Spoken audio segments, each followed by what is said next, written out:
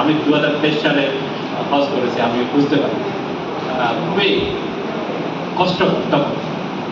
এই জন্য আপনার ওই প্রস্তুতি নিতে হবে গরম থেকে রক্ষার জন্য।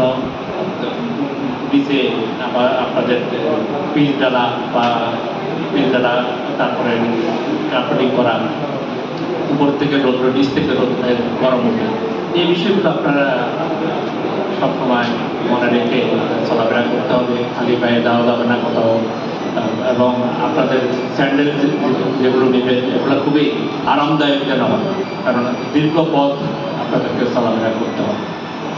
এবং আপনারা অনেকেই বড় এত বেশি তাপমাত্রা বাড়তে থাকে, তখন আপনাদের নাক দিয়ে রক্ত বের হওয়ার একটা সম্ভাবনা থাকে।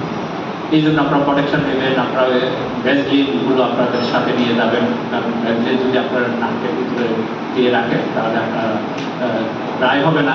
ড্রাই না হলে আপনার রক্ত, ড্রাই হয়ে গেলে আপনার রক্ত কমতে থাকে, তখন আবার ভয় পেয়ে যাওয়ার সম্ভাবনা থাকে। এই বিষয়গুলো আপনারা খেয়াল রাখবেন। এগুলো হয় মূলত মক্কাতেই বেশি হয়, মক্কাতেই বেশি হয়, মদিনাতে তেমন না হয়। এবং আরাফা, মুজদালিফা, মিনায় এই বিষয়গুলো আপনাদের প্রথমে গিয়ে আপনারা উমরা করবেন। উমরা করার পরে আপনারা আপনাদের নিয়মিত কার্যক্রমগুলো যাবেন। পরবর্তীতে আমাদের হজের মূল কাজগুলো হলো 8, 9, 10।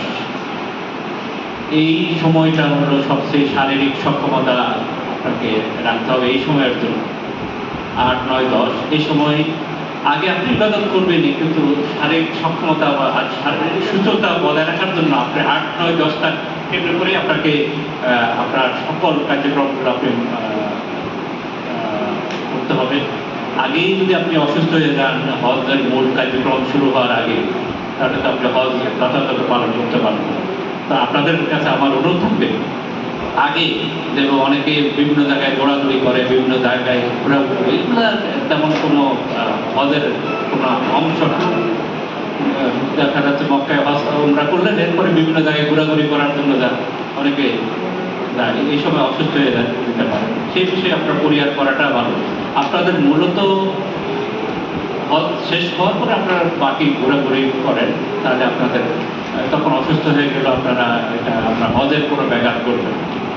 এই জন্য আমরা 8, 9, 10, 11, 12 মূলত 3 দিন, পরে 2 দিন তেমন কষ্টের বিষয় না। সেই বিষয়গুলো আপনারা খেয়াল রাখবেন। 8 তারিখে প্রথম আপনারা যাবেন